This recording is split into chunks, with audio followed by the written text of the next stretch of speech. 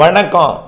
செல்வகுமாரின் முக்கடல் காற்று பற்றிய அறிவிப்பும் இலங்கைக்கான வானிலை ஆய்வறிக்கையும் 2025 மே 4 ஞாயிற்றுக்கிழமை அதிகாலை நிலவர ஆய்வறிக்கை.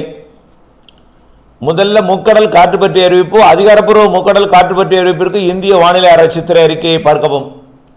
காற்றை பொறுத்த வரைக்கும் குமரி முனை தொடங்கி கோடியக்கரை முனை தொட்டுக்கொண்டு ராமேஸ்வரம் மற்றும் தனுஷ்கோடி வழியாக வடக்கு நோக்கி பயணிக்கக்கூடிய காற்று தெற்கு காற்று வைகாசி சித்திரை மாதங்களில் வீசக்கூடிய காற்று மாலை 5 மணியிலிருந்து 12 மணி வரை நள்ளிரவுக்குள், அதாவது முன் இரவிலே ஒரு வலுவான காற்று இருக்கும். இது எடை குறைந்த படகுகளுக்கு அச்சுறுத்தும் காற்றாக இருக்குமே தவிர பெரிய அச்சுறுத்தல் இல்லை. ஆனால் வரக்கூடிய 8ஆம் தேதியிலிருந்து விசை படகுகளுக்கும் அச்சுறுத்தலை கொடுக்கக்கூடிய காற்று இருக்கும். 12ஆம் தேதியிலிருந்து தடை விதிக்கக்கூடிய அளவில், மீன்பிடித்தலுக்கு தடை விதிக்கும் அளவில் வட இந்திய நிலப்பகுதியை நோக்கி 12ஆம் தேதியிலிருந்து வலுவான காற்று பயணிக்கும். நல்லா புரிஞ்சுங்க. இன்றைக்கு நாளைக்கு நாளை மறுநாள் 8ஆம் தேதி வரைக்கும் எடை குறைந்த படகுகளுக்கு அச்சுறுத்தலை கொடுக்கக்கூடிய குமரி முனை தொட்டு தூத்துக்குடி கடலோரம் தொட்டு இலங்கை மற்றும் இந்தியா இடைப்பட்ட பாக் ஜலசந்தி வழியாக ராமநாதபுரம் மாவட்டம் கடலோரம் தொட்டுக்கொண்டு ராமேஸ்வரம் தனுஷ்கோடி மண்டபம் வழியாக டெல்டா மாவட்டங்கள் தெற்கு பகுதி வழியாக வடகடலோரம் வழியாக வட இந்திய நிலப்பகுதியை நோக்கி பயணிக்கக்கூடிய காற்று 8ஆம் தேதிக்கு மேல் கொஞ்சம் வேகம் எடுக்கும். இது வைகாசி சித்திரையில் தெற்கிலிருந்து வீசக்கூடிய காற்று தான். உங்களுக்கு எல்லாம் அறிந்த ஒன்று தான், பழகிய ஒன்று தான். இருந்தாலும் எடை மிகுந்த படகுகளுக்கு விசை படகுகளுக்கும் அச்சுறுத்தலை கொடுக்கும் வகையில் 45 கிலோமீட்டருக்கு மேல் 12ஆம் தேதியிலிருந்து இருக்கும். 15, 16, 17 தேதிகளில் மிக வலுவான காற்றாக 65 கிலோமீட்டர் வேகம் கொண்ட காற்றாக இருக்கும். இந்த காற்று வட இந்திய நிலப்பகுதிகளில் ஏற்படக்கூடிய வெற்றிடத்தை நிரப்புவதற்கு தெற்கிலிருந்து இருக்கப்படக்கூடிய நிலநடுக்கோட்டு இந்திய பெருங்கடல் காற்று அரபிக்கடலிலிருந்தும் குமரிக்கடலில் சுற்றி கொண்டு வரக்கூடிய காற்று என்பதை நீங்கள் புரிந்து கொள்ள வேண்டும். ஆக 8ஆம் தேதியிலிருந்து சவால் கூடும். 12ஆம் தேதியிலிருந்து தடை விதிக்கும் அளவிற்கு காற்று இருக்கும். 15ஆம் தேதி கண்டிப்பாக வலுவான காற்று தடை விதிக்கும் அளவிற்கு இருக்கும் என்பதை தெரியப்படுத்த விரும்புகிறேன். அடுத்தபடியாக இலங்கைக்கான வானிலை ஆய்வறிக்கை. இலங்கையை பொறுத்த வரைக்கும் கடந்த சில நாட்களாக தீவிர மழைப்பொழிவை கொடுத்து வந்த நிலையில் கொஞ்சம் தீவிரம் குறைஞ்சிருக்கும் மழைப்பொழிவு. இன்றைக்கும் அப்படித்தான். ஆனால் இலங்கையில் தென் இலங்கையில் ஒரு சில இடங்களில் மழைப்பொழிவு இருந்துகிட்டே இருக்கும். இப்படி மதியம் மாலை ஒரு 2 மணிலிருந்து 7 மணிக்குள் இடைப்பட்ட நேரத்தில் 6 மணி 2 மணிலேருந்து 6 மணிக்குள் இடைப்பட்ட நேரத்தில் இலங்கையில் தென் இலங்கையில் தினம் மழை இருக்கும். அதாவது அம்மந்தோட்டாவுக்கும் அனுராதபுரத்துக்கும் இடைப்பட்ட தெற்கு அரைப்பகுதியில் இருக்கும். இது 8ஆம் தேதிக்கு மேலே வடக்கு கிழக்கு மாகாணங்களுக்கும் கிடைக்கப்பெறும்.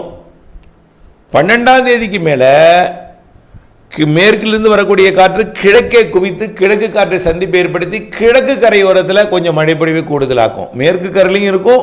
மேற்கே இருந்து மழைப்பொழிவு கிழக்கே கொண்டு வந்து குவிக்கும். எப்போது? 12ஆம் தேதிக்கு மேலே. ஆனால் ஒதுக்கி தான் இருக்கும். கோடை மழை, வெயிலுக்கு பின், புழுக்கத்திற்கு பின்.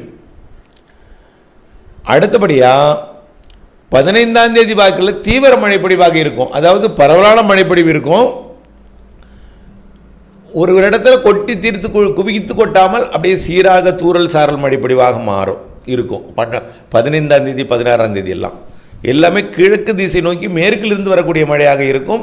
கிழக்கு திசை காற்று கடலோரம் எதிர்த்து தேக்கி கிழக்கு கரையோரத்தில் மழைப்பொழிவு கொடுக்கும். கிழக்கு மாகாணங்களுக்கு கொடுக்கும். உள் மாகாணங்கள்லையும் இருக்கும். மேற்கே உருவாகி கிழக்கே வந்து தீவிரமடையும்.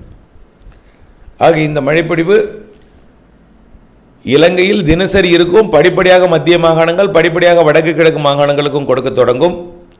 ஒதுக்கித்தான் எல்லோருக்கும் ஒரே நேரத்தில் பெய்யாது.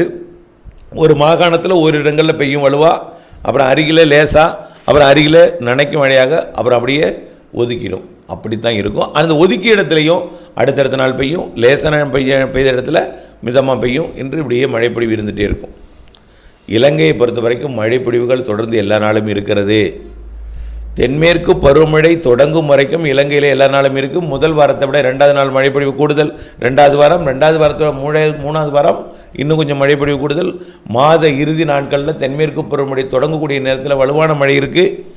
தென்மேற்கு பருவமழை 28, 29, 30 தேதிகளில் முன்கூட்டி இலங்கையில் தொடங்கும். இலங்கையில் தொடங்கக்கூடிய தென்மேற்கு பருவமழை வழக்கமாக காற்று பகுதி, அதாவது புத்தளம் மற்றும் அதற்கு வடக்கினுடைய யாழ்ப்பாணம் பகுதியில் காற்று பகுதியாக இருக்கும். கொழும்பு உள்ளிட்ட காலி உள்ளிட்ட தென்மேற்கு பகுதியில் தான் தென்மேற்கு பருவமழை பொழியும் வழக்கமாக. ஆனால் இந்த ஆண்டு கடல் நீரோட்டம், கடல் வெப்பம் எல்லாம் மிக சாதகமாக இருக்கிற காரணத்தினாலே காற்று சுழற்சிகள் இலங்கையை ஒட்டி உருவாகி மழைப்பொழிவை கொடுத்துட்டு அப்படியே வடக்கு வங்கக்கடல் பகுதியை நோக்கி போகும். ஆக வளிமண்டல சுழற்சிகள் இருந்து கொண்டு தென்மேற்கு பருவமழை காலத்திலையும் காற்று பகுதிக்கும் மழைப்பொழிவை கொடுக்கும் என்பதில் மாற்றமில்லை. ஆக இந்த ஆண்டு 2025 மழைப்பொழிவு பற்றாக்குறை என்பதற்கு வேலை இல்லை, மழைப்பொழிவு சராசரிக்கு கூடுதல் என்பதற்கு தான் அதிக வாய்ப்பு. ஆக பருவமழையானது 2 வேறு பருவமழையும் இலங்கைக்கு மிகச்சிறப்பாக அமையும். தென்மேற்கு பருவமழை என்பது இலங்கையோட தென்மேற்கு பகுதியில் மட்டும்னாலும் இந்த ஆண்டு வடக்கு கிழக்கு மாகாணங்களுக்கும் கொடுக்க போகுது. அதனைத் தொடர்ந்து வடகிழக்கு பருவமழையும் சராசரிக்கு மிகுதி, மழைநீரை சேகரிக்க, அதாவது மழைநீர் சேகரிப்பு அமைப்பை ஏற்படுத்தி கொண்டு 10% இடத்துல மழைநீர் சேகரிப்பு அமைப்பை ஏற்படுத்தி கட்டாயம் பாக்கியிருக்கூடிய 90% இடத்துல விவசாயத்தை மேற்கொள்ளுங்கள். கைவசம் நீர் தேக்கி கவலை இல்லாமல் விவசாயம் செய்யுங்கள். இன்றைக்கு வரைக்கும் அணைகளை நிரப்பும் மழையெல்லாம் கொடுத்துட்டு தான் இருக்குது. இலங்கைக்கு தாழ்வான பகுதிகளில் நீர் தேங்கி போக்குவரத்து பாதிக்கும் அளவிற்கு மழைப்பொழிவெல்லாம் கொடுத்துருக்கு. இன்னும் மழைப்பொழிவு தொடர் இருக்கிறது. கோடை மழைப்பொழிவை பொறுத்த வரைக்கும் சராசரிக்கு அதிகம்தான். கோடை வெயில் சராசரியாக்கு கீழே தான் இருக்கும். இலங்கையை பொறுத்த வரைக்கும் 100 டிகிரிக்கு மேலே போகிறதுக்கு வாய்ப்பே இல்லை. 100 டிகிரிக்கு கீழே தான் வெப்பநிலை இலங்கையில் பதிவாகும். அதனால் அக்னி குறித்தா அச்சம் வேண்டவே வேண்டாம். அக்னி காலத்தில் மதியத்தில் மழை இருக்குது, மாலை இரவு மழை இருக்குது என்பதை நினைவில் கொண்டு வானிலை ஆய்வருக்கு கூட இணைந்திருந்து பணி செய்திட வேண்டும். அதே போல் இலங்கையில் உள்ள அனைத்து மாகாணங்களுக்கும் மழைப்பொழிவு படிப்படியாக முன்னேறும். தென் மாகாணங்களில் தினசரி மழை உண்டு, மத்திய மாகாணங்களில் 2 நாட்களுக்கு ஒரு முறை உண்டு, வடக்கு மாகாணங்களுக்கு வாரம் ஒரு முறையாவது மழை உண்டு. ஆனால் ஒட்டுமொத்த இலங்கைக்கு, தென் இலங்கைக்கு தினசரி மழை உண்டு. தென்மேற்கு பருவமழை காலத்தில் அணைகளை நிரப்பும் மழை மலைப்பகுதிகளில் இருக்கும் உறுதியாக, அவ்வப்பொழுது வடக்கு கிழக்கு மாகாணங்களுக்கும் இருக்கும். ஆனால் பெய்யும் இடத்துல வலுத்த மழைப்பொழி பெய்யும். உங்களுக்கும் மழைநீரை சேகரிக்கும் வகையில் சில இடங்களில் கனமழை பொழிவு இருக்கும். அதனால் மழைநீர் சேகரிப்பு அமைப்பை எந்த நேரத்திலும் தயாராக வைத்திருந்து மழைநீரை சேகரித்து திட்டமிட்ட வேளாண்மை செய்திடவும், கைவசம் நீர் தேக்கி கவலையில்லாமல் விவசாயம் செய்திடவும் அன்போடு கேட்டுக்கொள்கிறேன். நம்முடைய வானிலைக்கு இலங்கையின் பிற மக்களுக்கும் எடுத்துச் செல்லுங்கள். அவர்களும் பார்த்து பயன்பெறட்டும், லாபம் அடையட்டும். தொடர்ந்து இணைந்திருங்கள். நன்றி.